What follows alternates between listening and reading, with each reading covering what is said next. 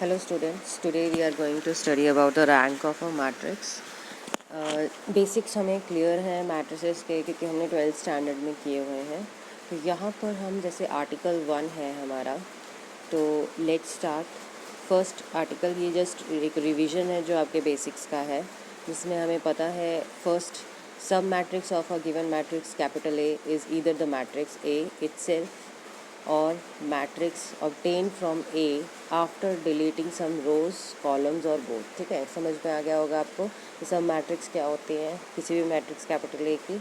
एक तो वो खुद इटसेल्फ होता है, दूसरा क्या होता है कि अगर हम कोई रोज़ या कॉलम डिलीट कर देते हैं या दोनों ही डिलीट कर देते हैं तो हमारे पास वो भी सब मैट्रिक्स कहलाता है.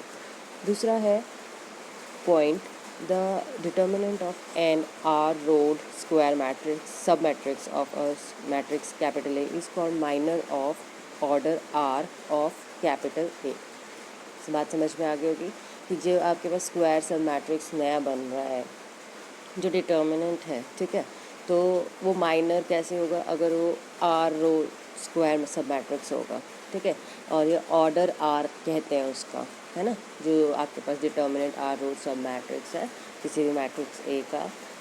अगर डिटर्मिनेंट है, अगर हम उसको कैलकुलेट कर रहे हैं तो हम उसे कहेंगे minor of order R of capital ए.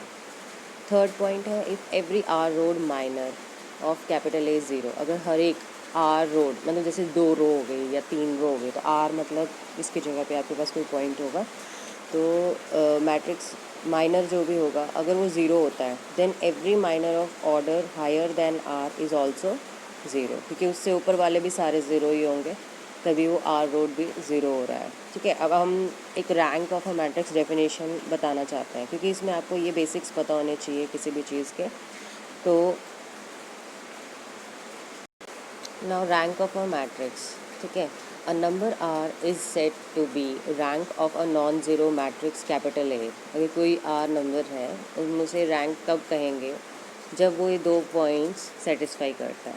तो पहला पॉइंट क्या है, first point is there exist at least one minor of order R of A which does not vanish. ठीक है, जैसे हमें माइनर निकालने आते हैं मैट्रिक्स के, अगर कोई एटलीस्ट एक माइनर ऐसा होगा जिसका ऑर्डर आर होगा. ठीक है, ऑर्डर आर जो हमने यहाँ डिफाइन किया है, अगर ऑर्डर आर होगा तो हम कैपिटल ए को कहेंगे वो कभी भी ख़त्म नहीं होना चाहिए, मतलब विच डज़ नॉट वैनिश. अगर ऑर्डर आर का माइनर कभी भी ख़त्म नहीं हो तो हम उसे उसका रैंक कहेंगे. दूसरा है every minor of order R plus one vanishes. जो उससे बड़े होंगे, जैसे समझ लो आर अगर 3 है तो 3 से बड़े वाले जितने भी माइनर होंगे, जैसे 4 ऑर्डर का, 5 ऑर्डर का, मतलब जैसे डिटर्मिनेंट्स निकालते हैं ना, आर रोड मतलब 4 रोड जो भी होंगे उनके डिटर्मिनेंट्स, 5 रोड जो भी होंगे उनके डिटर्मिनेंट्स, अगर वो ज़ीरो हो जाते हैं तो हम कहेंगे कि जो उससे मतलब 3 जो है वो माइनर है. ठीक है, जो 3 है वो हम रैंक कह सकते हैं. ठीक है, जो ऑर्डर जिसका 3 है. तो रैंक ऑफ अ मैट्रिक्स किससे डिनोट करते हैं हम, रो ए का, और जिसको हम कहते हैं ए. अनदर डेफिनेशन जो रैंक ऑफ मैट्रिक्स हम समझते हैं वो क्या है, the rank of non zero matrix is largest order. ठीक है, the rank of a non-zero matrix is largest order of any non-vanishing minor of matrix. ठीक है, ये 3 मेन चीज़ें हैं कि कोई भी रैंक नॉन ज़ीरो मैट्रिक्स उसका लार्जेस्ट ऑर्डर होता है.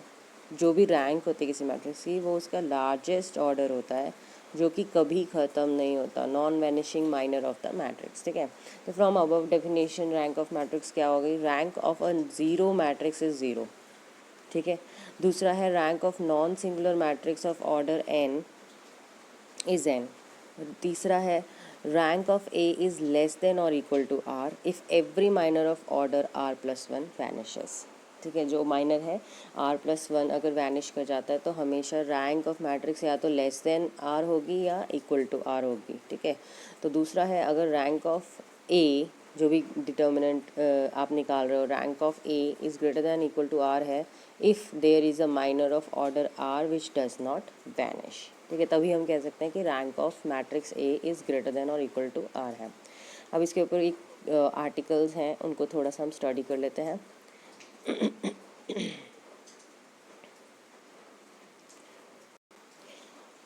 आर्टिकल 2, जैसे यहाँ पे हमारे पास आर्टिकल 2 है, prove that the rank of transpose of matrix capital A is same as that of this. अगर आपके पास रैंक, अगर कोई भी मैट्रिक्स ज़ीरो मैट्रिक्स है, ए ज़ीरो मैट्रिक्स हमने ले ली, ठीक है, ए डैश भी उसका जो ट्रांसपोज आया वो भी ज़ीरो ही मैट्रिक्स होगा, तो दोनों का रैंक क्या होगा, दोनों का रैंक ज़ीरो होगा और दोनों का रैंक बराबर होगा, ठीक है। तो this result is true if in this case in which A is a zero matrix, ठीक है। Now we discuss the case when A is not a zero matrix. अगर ज़ीरो मैट्रिक्स नहीं होता है तो हमारे पास क्या चीज़ होगी, let R be the rank of matrix. कोई भी रैंक हमने ले ली, आर कोई रैंक मैट्रिक्स ले ली, रैंक ऑफ सम मैट्रिक्स ले ली, ए आई जे उसका लिख लिया। किस टाइप का है, एम क्रॉस एन का आपके पास मैट्रिक्स है, एम क्रॉस एन, जैसे एम रोज और एन कॉलम्स होंगे। Therefore there exist at least one square सब मैट्रिक्स। तो इसका मतलब एक स्क्वायर सब मैट्रिक्स ज़रूर एग्जिस्ट करेगी, R of order R such that, जिसका डिटर्मिनेंट ज़ीरो नहीं होगा। यही हमने पढ़ा है अभी तक, क्योंकि उसका रैंक हम क्या ले रहे हैं, हम रैंक ले रहे हैं आर। किसी भी मैट्रिक्स का रैंक अगर हम आर ले रहे हैं तो इसका मतलब कोई भी अगर स्क्वायर मैट्रिक्स हम ऑर्डर आर की लेते हैं, उसी में से निकालते हैं, मैट्रिक्स ए से निकालते हैं, तो उसका डिटर्मिनेंट आपके पास ज़ीरो नहीं होगा। यही हमने डेफिनेशन पढ़ी है रैंक की। तो now R dash be also a square सब matrix of A dash of order R, क्योंकि अब हम ट्रांसपोज ले लिया, तो जो स्क्वायर मैट्रिक्स हमने लिया है ए से लिया है, तो आर डैश हमने उसका ले लिया ट्रांसपोज, तो जो ट्रांसपोज हम ए मैट्रिक्स का लेते हैं उसी का ही स्क्वायर सब मैट्रिक्स हो जाएगा। तो आर डैश और डिटर्मिनेंट दोनों का ही नॉट ज़ीरो होगा। तो इसका मतलब क्या हुआ, रैंक ऑफ ए डैश मतलब ट्रांसपोज का रैंक भी क्या हो गया, ग्रेटर देन और इक्वल टू आर। अब हम मान के चलते हैं कि इक्वल टू आर तो है ही, लेकिन हम मान के चलते हैं कि ग्रेटर देन आर हो रहा है। जो रैंक है ट्रांसपोज की वो ग्रेटर देन आर हो रहा है, हम ये मान के चलते हैं, ठीक है। तो we take R plus one ले लिया हमने उसका, जो ट्रांसपोज लिया गया है रैंक। तो इसका मतलब क्या हुआ कि अगर मैं इसका ट्रांसपोज लूँ, ट्रांसपोज ऑफ ट्रांसपोज लूँ, तो वो भी क्या हो जाएगा, आर प्लस वन हो जाएगा ना रैंक उसका भी, क्योंकि ट्रांसपोज का ट्रांसपोज ऑटोमेटिकली आपका बेसिक आ जाएगा बिकॉज ऑफ वन, ठीक है। ये है ना वन इक्वेशन, तो हमारे पास ये ग्रेटर देन है, तो इसका मतलब ट्रांसपोज का ट्रांसपोज भी ग्रेटर देन वन है। तो इसका मतलब क्या हुआ, ट्रांसपोज का ट्रांसपोज क्या हो जाएगा, it is the same matrix. तो रैंक क्या होगी, उसी जो मैट्रिक्स को हमने ट्रांसपोज लिया था तो वो आर प्लस वन होगी, जो कि इम्पॉसिबल, बिकॉज हम मान के चल रहे हैं कि उसका रैंक तो आर है। तो therefore our supposition is wrong and rank of A dash is not greater than R, ठीक है। Therefore from one we have, अगर रैंक ऑफ ए आर होती है तो ट्रांसपोज की रैंक भी आर ही होगी, ठीक है। नाउ नेक्स्ट आपके पास आ रहा है आर्टिकल 3। तो prove that rank of lambda A, lambda times A, ठीक है, हम कोई एक नॉन ज़ीरो स्केलर ले रहे हैं लैम्डा, तो लैम्डा टाइम्स ए जो रैंक है, मतलब कोई नंबर ले लिया नॉन ज़ीरो, तो उसको पूरी मैट्रिक्स से मल्टीप्लाई कर दिया और उसका rank A, rank of lambda A is equal to rank of A. मतलब जो मैट्रिक्स अगर बिना मल्टीप्लाई करे वाले जो basic original matrix capital A थी, उसकी रैंक जो होगी वही रैंक होगी उसके स्केलर से मल्टीप्लाई करने के बाद। तो इफ़ कैपिटल ए अगर ज़ीरो होती है, मतलब ज़ीरो मैट्रिक्स है, तो लैम्डा ए भी ज़ीरो मैट्रिक्स होगी, रैंक ऑफ ए ज़ीरो होगी, रैंक ऑफ लैम्डा ए भी ज़ीरो होगी, rank of lambda A is equals to rank of lambda rank of A, ठीक है, दोनों बराबर आ जाएगी। Therefore result is true for zero matrix. अब हम मान के चलेंगे कि अगर वो जीरो मैट्रिक्स नहीं है, तो लेट आर कोई भी रैंक है मैट्रिक्स ए का, जिसमें हमारे पास ये ए आई जे हम मान के चल रहे हैं, तो where A is the type of M cross N type की है, M cross N, M rows and N column. तो therefore there exist at least one square matrix. तो ये डेफिनेशन आ गई ना कि अगर आपके पास किसी भी मैट्रिक्स का रैंक आर होता तो उसके पास एटलीस्ट एक स्क्वायर मैट्रिक्स होगी, सब मैट्रिक्स, सॉरी, वन स्क्वायर सब मैट्रिक्स होगी जिसका ऑर्डर आर सच दैट होगा कि आपका जो मॉडुलस है, डिटर्मिनेंट है sorry, which is not equal to zero. ठीक है, डिटर्मिनेंट ज़ीरो नहीं होगा। ठीक है, जो सब मैट्रिक्स आपने आर की निकाली है, तो अगर रैंक आर है तो मतलब उसका एक माइनर ऐसा होगा, हम कह सकते हैं कि डिटर्मिनेंट हम उसका जब निकालते हैं तो वो नॉन ज़ीरो होता है।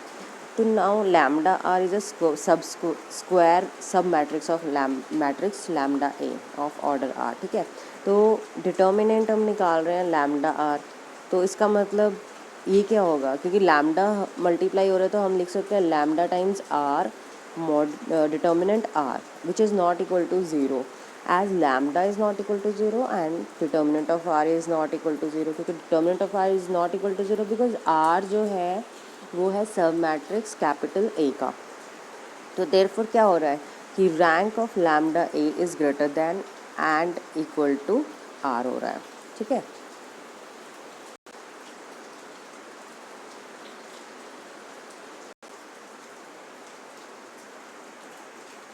हमारे पास क्या आ रहा है, if rank of A is equal to R then rank of lambda A is greater then and equal to R. अब वही चीज़ें हम फिर से वैसे ही करेंगे, if possible we suppose that rank of lambda is greater then R, क्योंकि अगर ग्रेटर देन आर मान के चलते हैं, इक्वल टू आर तो चलो है, तो आर प्लस वन ले लिया हमने, rank of lambda is R plus one, one by lambda से भी मल्टीप्लाई किया तो इसका मतलब क्या होगा, सेम ही आएगा, क्योंकि रैंक ऑफ इज़ भी ग्रेटर देन होगा। क्यों आएगा, क्योंकि because of this one, equation one. तो हमारे पास आ गया rank of A is greater then equal to R plus one which is impossible. Therefore क्यों impossible, because rank of A तो हमने आर लिया है, तो इसका मतलब क्या हुआ कि हमारी सपोजिशन रॉन्ग है, और rank of lambda is never equal to greater than never greater than R. ठीक है, therefore rank of A is equal to rank of lambda A for any lambda which is non zero scalar. Okay, now इसके ऊपर based कुछ mathematical questions कर लेते हैं, जो numerical questions कर लेते हैं, जिसमें हमारे पास आ रहा है first question, determine the rank of following matrices. ये तीन मैट्रिसेस दिए हैं 1, 2 एंड 3, तो इन तीनों मैट्रिसेस का आपने रैंक निकालना है। तो अब देख लीजिए कैसे निकालना है। जैसे आपके पास ये है मैट्रिक्स, तो डिटर्मिनेंट ए निकाला फर्स्ट, फिर हमने इसका डिटर्मिनेंट तो आप सबको निकालना आता है, which is not equal to zero. तो इसका मतलब डिटर्मिनेंट अगर नॉट इक्वल टू ज़ीरो है तो ये नॉन सिंगुलर हुआ, ए is non singular, therefore rank of A is 3। अब नेक्स्ट देख लीजिए, जो हमारे पास सेकेंड है, इसमें आपके पास ये मैट्रिक्स दी हुई है, इसका डिटर्मिनेंट निकाला, और जो डिटर्मिनेंट निकाला वो 0 हो गया। इसका मतलब only minor of order 3 of A is vanishing. ठीक है, मतलब ये जो ऑर्डर 3 का हमने इसमें मैट्रिक्स दिया है, इसका डिटर्मिनेंट निकाला तो ये 0 हो गया है। अगर ये 0 हो गया है तो इसका मतलब हमारे पास 3 ऑर्डर तो है नहीं। उसके बाद जब हम माइनर निकालेंगे ऑर्डर 2 का, ये जैसे हमने ऑर्डर 2 का निकाला, जैसे 2, 3, ये 4 ले लिया हमने स्टार्टिंग के,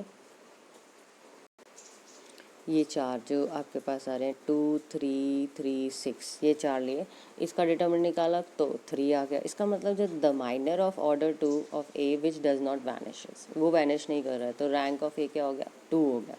नाउ थर्ड, जैसे क्वेश्चन हमें पास दे रखा है 2 ये वाला, तो 2, 3, 5 ये हमने निकाला, पहले डिटर्मिनेंट निकाला, elements of second row are equimultiples of elements of first row. ये तो ऑटोमेटिकली आपको बेसिक्स क्लियर है कि जो सेकेंड रो है और ये जो मल्टीपल्स हैं, ये सारे के सारे क्या हैं, ये 2, 3, 5 के मल्टीपल्स हो गए हैं। ये 2, 2 ज़ा 4, 3, 2 ज़ा 6, 5, 2 ज़ा 10 हो गया।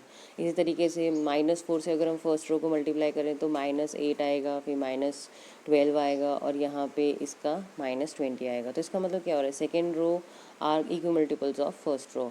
Also every minor of order 2 vanishes. तो हमने वैसे तो ऑटोमेटिकली, क्योंकि तीनों ही एक ही मल्टीपल्स के हैं, तो ऑटोमेटिकली हमारे पास एक ही रो है जो कि हम कह सकते हैं, इसकी वजह से हमारे पास डिटर्मिनेंट नॉन ज़ीरो रहेगा। तो इसका मतलब but minors of order 1 that is the elements of matrix are non zero. ठीक है, सो फर्स्ट हमारे पास सिर्फ यही है, therefore rank of A is 1।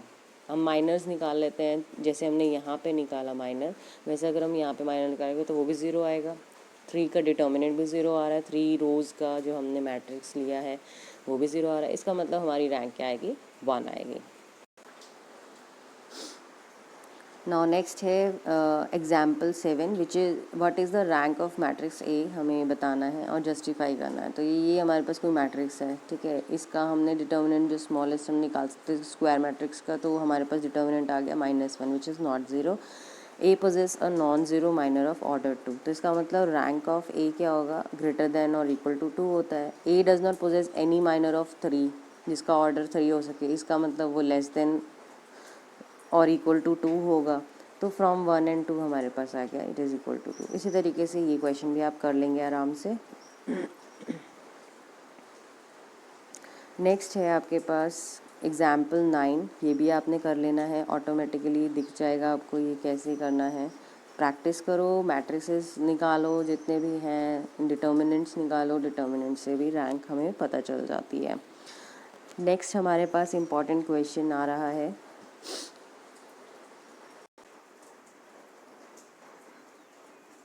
तो यहाँ पे जैसे मैट्रिक्स आ गया, ये हमने लिया x प्लस ए, ये हमारे पास मैट्रिक्स है। फर्स्ट क्वेश्चन हम कर रहे हैं, सेकंड आप करेंगे। तो फर्स्ट में हमारे पास मैट्रिक्स ए हो गया, डिटर्मिनेंट ए हमने लिख लिया, डिटर्मिनेंट ए हमें कैलकुलेट करना है। डिटर्मिनेंट ए हमने क्या करा, एलिमेंट्री ऑपरेशंस लगा रहे हैं जो आपने बेसिक्स 12th में किए हुए हैं। तो जब आप 12th वाला कोई भी ऑपरेशन लगा सकते हैं जो आपको फील होता है कि ये सही है, ये सही है, जो आपको लगता है, ज़रूरी नहीं है आप बुक को ही फॉलो करें। बुक में लगाया गया है C1 is added to C1 plus C2 plus C3, ठीक है, C2 is added to C1, C3 is also added to C1। तो हमारे पास फर्स्ट रो फिर फर्स्ट कॉलम ये आ गया। नेक्स्ट हमारे पास इसके बाद हमने इसको कॉमन ले लिया, x plus A plus B plus C common ले लिया, तो हमारे पास आ गई वैल्यू ये डिटर्मिनेंट। और उसके बाद हमने रोज़ पे ट्रांसफॉर्मेशंस लगाई, तो रो 2 जो हमारे पास है R2 माइनस R1 कर लिया, तो हमारे पास आ गई सेकेंड रो। R3 में भी ट्रांसफॉर्मेशन लगाई, R3 माइनस R1 कर लिया, तो ये आ गई थर्ड रो। इसको हमने फिर अब डिटर्मिनेंट निकाल लिया और हमारे पास आ गया X square into X plus A plus B plus C. तो rank of A will be 3 because determinant of A is not equal to 0। अब हमें x की वैल्यूज़ निकालनी है कि ये 0 नहीं हो, तो x should not be equal to 0, multiples जैसे हम निकालते हैं, और x should not be equal to minus of a plus B plus C. Second आप कर लेंगे आराम से, इसको आपने जस्ट लिखना है, x आपके पास निकालना है, ठीक है। तो जल्दी से हम एग्जाम्पल 27 कर लेते हैं, ये बहुत इंपॉर्टेंट है, इसमें आपके बेसिक्स काफ़ी क्लियर होता है। तो जैसे आपके पास दिया है, हमें बताना है a is non zero column, ठीक है, नॉन ज़ीरो कॉलम कोई ए आपके पास दिया है, कॉलम मैट्रिक्स है, बी एक नॉन ज़ीरो रो मैट्रिक्स है। दो चीज़ें ध्यान रखिएगा, एक नॉन ज़ीरो कॉलम मैट्रिक्स है तो हमने इस तरीके से लिख लिया उसको, B non zero row matrix है तो हमने इस तरीके से लिख दिया। तो जो ए है वो m×1 ले लिया और जो बी है वो 1×n ले लिया, मतलब n उसमें कॉलम्स होंगे और यहाँ m उसमें रोज़ होगी। तो रैंक ऑफ ए भी हमें बताना है कि वो 1 होगा अगर इस तरीके से है।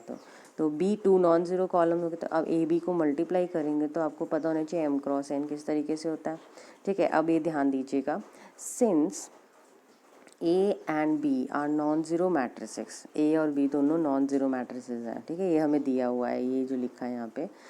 Therefore the matrix AB will be non-zero matrix. The matrix AB will have at least one non-zero element obtained by multiplying corresponding non-zero elements of A and B.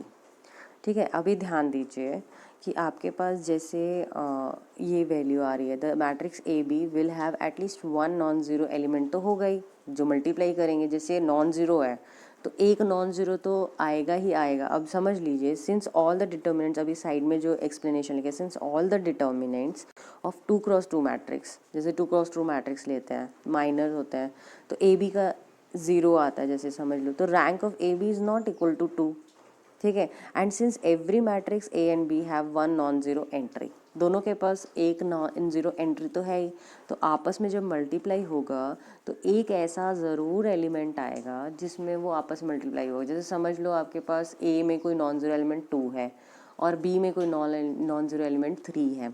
जब आप मल्टीप्लाई करोगे होल मैट्रिक्स को तो पूरा matrix में जैसे यहाँ पर कम 0 आ जाए, यहाँ पे 0 आ जाए, पर हो सकता है यहाँ पर ऐसा एलिमेंट है 2 इंटू 3 मल्टीप्लाई हो रहा है, तो आपके पास क्या होगा 6 आएगा। ठीक है, तो एक 6 ऐसा नंबर ज़रूर आ रहा है जो कि नॉन ज़ीरो है।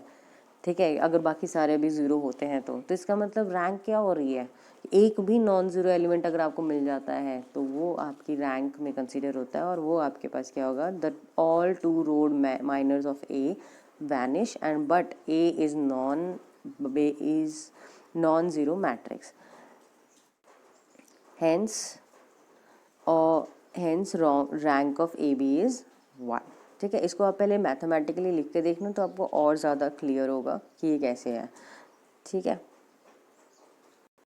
अच्छा एक और ले लेते हैं example 28। Let A and B two square matrix of order n. हम मान के चल रहे हैं कि स्क्वायर मैट्रिक्स है जिन दोनों का ऑर्डर एन है, एन मतलब हम कोई 10 ले लेते हैं, समझ लीजिए ऑर्डर। तो if rank of A and rank of B दोनों ही 10 है या एन है, ठीक है, then show that rank of A B भी 10 होगा और कन्वर्स होगा। ठीक है, तो अब जैसे रैंक दोनों की हमने एन ले ली, ठीक है, तो रैंक ऑफ ए अगर एन है तो डिटर्मिनेंट नॉट इक्वल टू 0 होगा, बी है नॉट इक्वल टू 0 होगा, दोनों का डिटर्मिनेंट्स मल्टीप्लाई करेंगे वो भी नॉट इक्वल टू 0 होगा, determinant A B is not equal to 0, rank of A B क्या हो जाएगा, एन हो जाएगा, बिकॉज वो नॉन ज़ीरो आ रहा है। ठीक है, तो रैंक ऑफ ए बी भी क्या बना, एन क्रॉस एन, क्योंकि दोनों एन है, ए बी रैंक रो जिसकी रैंक एन है और ऑर्डर एन है, और बी का भी ऑर्डर एन है, तो दोनों का मल्टीपल भी एन क्रॉस एन मैट्रिक्स बन जाएगा। तो अब कन्वर्स पार्ट है, हमारे पास गिवन है कि इन दोनों का रैंक एन है, तो डिटर्मिनेंट नॉट इक्वल टू 0 होगा, तो इसका मतलब उनके मल्टीपल का डिटर्मिनेंट भी नॉट इक्वल टू 0 होगा, डिटर्मिनेंट से इंडिपेंडेंट भी नॉट इक्वल टू 0 होगा, क्योंकि अगर एक भी 0 हुआ तो क्या होता है, दोनों का मल्टीपल भी 0 हो जाता है। तो therefore rank of A is equals to n and rank of B is equals to n, and hence proof.